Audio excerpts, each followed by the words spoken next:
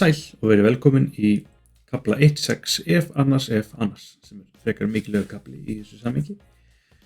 Við ætlum að tala forsendustýringar og skoða if-setningar eins og það kallar, eða if-stýringu.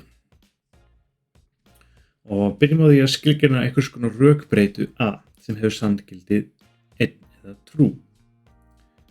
Og ef A er saman sem true þá er A satt.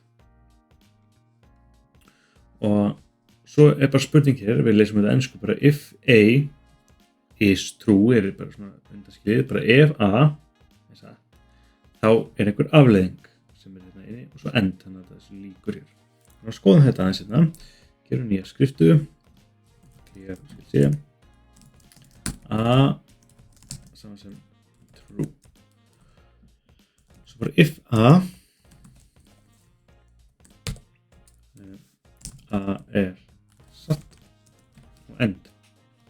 If A er eitthvað forsenda, ef A er satt, þá gerist eitthvað. Og við prófum að gera þennan kóða, það kemur bara hérna, já, A er 1 og svo stendur hérna A er satt. Ef við breytum þessu í false, þá sjáum við bara, við sjáum hérna þegar A fær gildi 1, en við skrifum ekki út A er satt eins og stóð áðan. Þannig að aðeins ef að þetta hérna er satt eða er uppfyllt, ef forsendur er uppfyllt, þá er einhver afleiðing.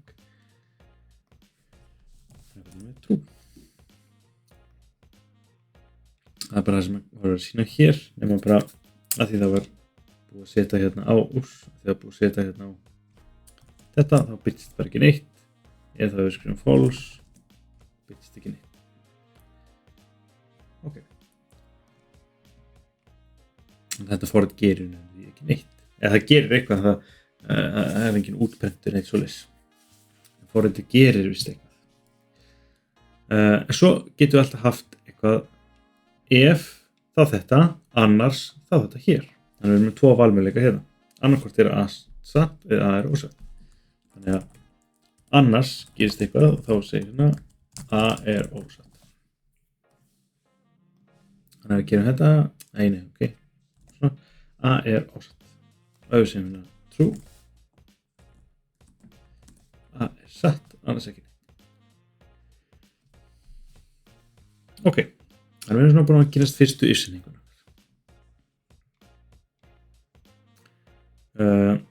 Stundum er það líka þannig að ef að fyrsta forsendan er ekki sönn, þá viljum við eiga kosta að setja nýja forsendu.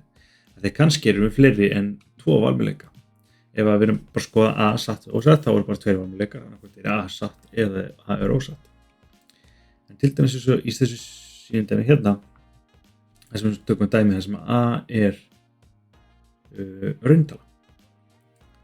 Hérna er þetta nákvæmlega heiltala, en nei, ég fyrir ekki hérna heiltala, en það er spurt ef A er sanngildið, er rökgildið satt fyrir ef A er rökgildið ósatt, þá er annarkvort satt og ósatt, en svo ef það er hvorugt þá er það ekki rökbreyta. Skoðum frekar þetta hér, þar sem að byrjum á að búa bara til kóða sem við tökum ekki inn tölur frá notanda. Oft er betra að byrja bara svo leist að nota ekki input þegar maður fá eitthvað kóð til þess að virka og svo breyta því input þegar það fara að virka. Forritið að segja til einhvern tala sem stærri en minni en jafnt á 3. Þannig að ef við erum með tölu, þá er alltaf 3 valmöguleikar fyrir töluna. Hún er annarkvort stærri en 0 eða stærri en talan eða minni en talan eða jöfn tölunni. Þannig að byrjum að segja hérna bara, það var svo sem ekki tekið fram, hérna tala, skulum bara segja það, ég ætla að nota bara lítinn staf hins vegar og ég ætla að byrja að segja bara tala saman sem 5. Ok, ef tala saman sem 3, þá skrifum við hérna talan er 3, svo else if tala er stærra en 3, disp talan er stærri en 3, svo else, að því að það er bara 3 valmöguleikar, þá getur við bara gert hérna else, svo er sem oft gott að skrifa end, raun og veru bara fyrst að ég skrifa if, svo gerir bara end strax.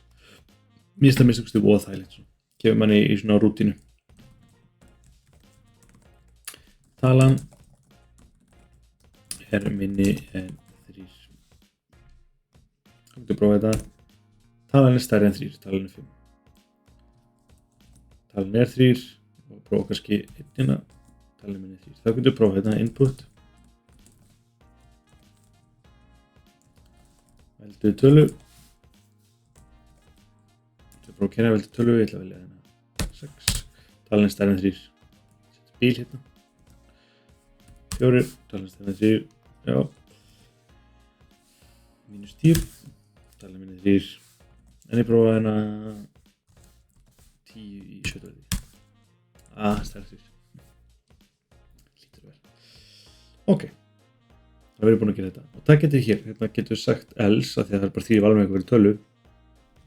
En þessu tilviki, else if tala er minna en 3. Það er alltaf líka. Og þetta er nú jafngilt. Þegar við erum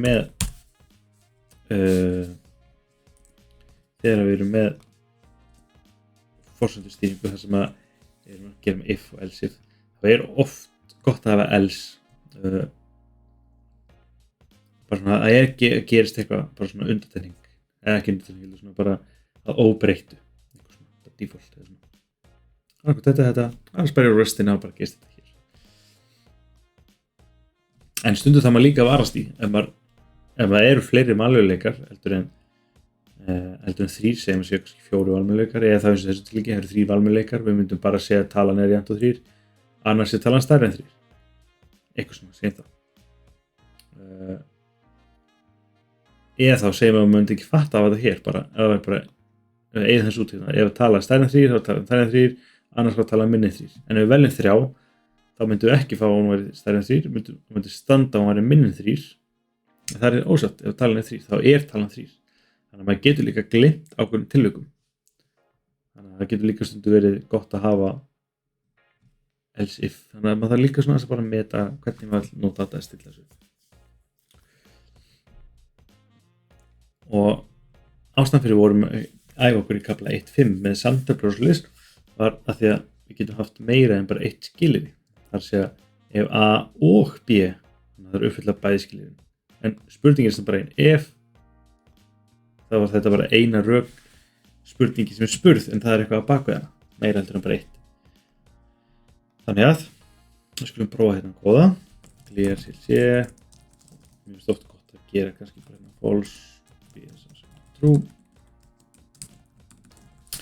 Ég noti ekki endilega inputið alveg strax, en ef A og B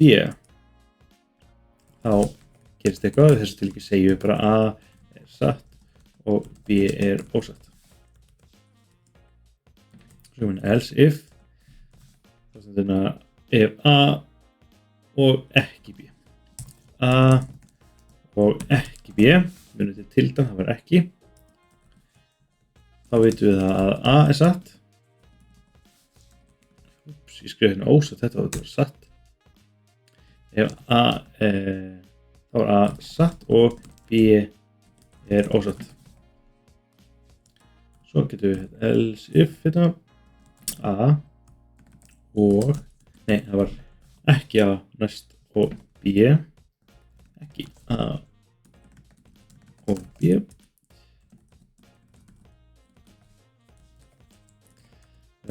A er ósatt og B er satt. Else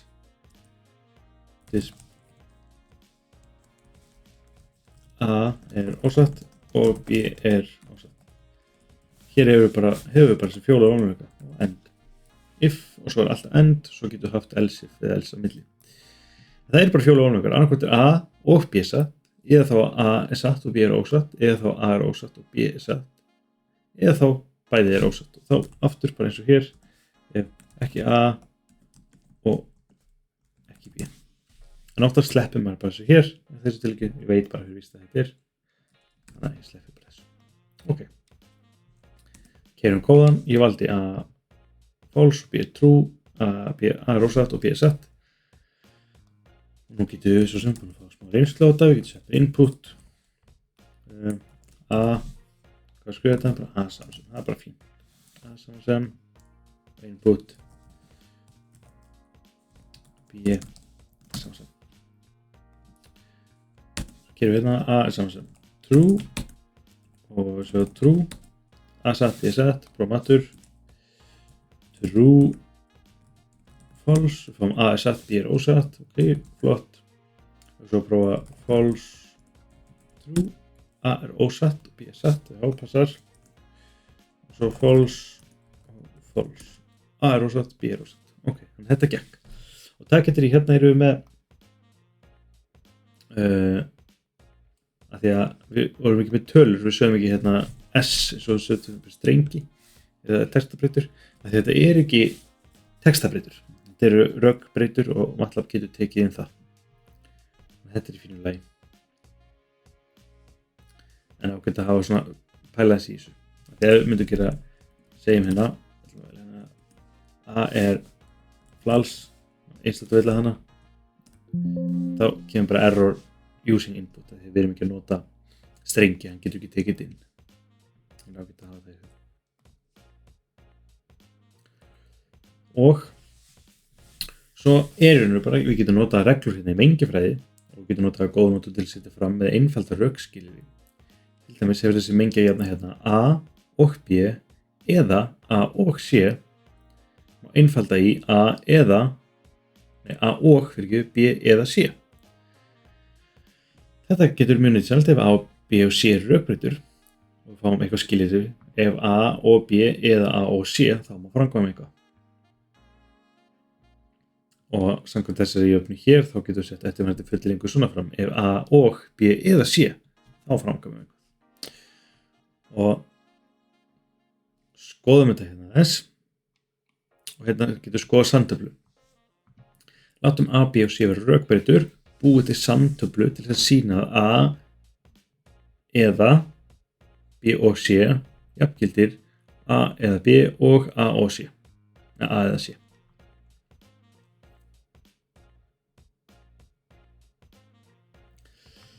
Þannig að til þess að bara brjóta þetta eins niður þá er bara búið að það sem er við svigunum, bara búið að gera svona milli töflu fyrir það. Hérna séum við 0, 1, 0, 1, 0, 1, 0, 1 og 0, 0, 1, 1, 0, 0, 1, 1, 1, 1, 1, 1, 1, 0, 0. Og skoðum þetta eins hérna. Byrjum á B og C. B og C. 0, 1 verður 0. 1, 1 verður 1. 0 og 1 verður 0, 1 og 1 verður 1, 0 og 0 verður 0, 1 og 0 verður 0, 1, 0 og 0 verður 0, 1 og 0 verður 0. Af því að bæði þarf að uppfylla og verður satt. Þetta gerist bara tvisvar sinnum hérna, hér og hér. Svo skoðum við A eða B. 0 og 0, A eða B, það verður 0. Er A eða B eða B er 1? Já. 1 og 0, já. 1 og 1, já. 0 og 0, það verður ekki. 0 og 1, já. 1 og 0, já. 1 og 1, já. Ok. Og ef við skoðum hérna A eða C, þá fáum við 1 og 0, já. 0 og 1, já. 1 og 1, já. 1 og 1, já. 0 og 0, nei. 0 og 0, nei. 1 og 0, já. 1 og 0, já. Ok, gott mál. Þá getum við að skoða hérna. B og C er í þessu dálki og svo er A í þessu dálki. Þannig að við getum horft hérna á. Hérna er eða. Þá getum við sagt 0 og 0 verður 0, 0 og 1 verður 1, 1 og 0 verður 1, 1 og 1 verður 1, 0 og 0 verður 0, 0 og 0 verður 0, 1 og 0 verður 1, 1 og 0 verður 1. Svo stendur hérna A eða B og A eða C. A eða B er hér, A eða C er hér og þá getum við lesið hérna. 1, 0 er 1, 1 og 0 og 1 er 0 og 1 og 1 er 1, 1 og 1 er 1, 1 og 1 er 1, 0 og 0 er 0, 1 og 0 er 0, 1 og 1 er 1, 1 og 1 er 1. Og hérna sjáum við töflunar, samtöflunar fyrir A eða B og C og A eða B og B eða C. A eða C eru jafngildar. Og minnum á að fyrst að rökbreytin eru 3, það hefur 8 valmöguleika, eða það hefur 2, það hefur 4. Ef það eru hins vegar 4 rökbreyturnar okkar, hvað þá valmöguleikarnir margir? Sinni 2, það er 16. 2 í 4. Og rifjum aðeins upp þennan kóða sem vorum með áðan, hér, matlabeit 9. Við byrjum að skilgreina A og B. Ef A og B, þá er A satt og B satt. Annars ef A og ekki B, þá er A satt og B ósatt. Annars ef ekki A og B, þá er A ósatt og B satt. Annars er A ósatt og B er ósatt.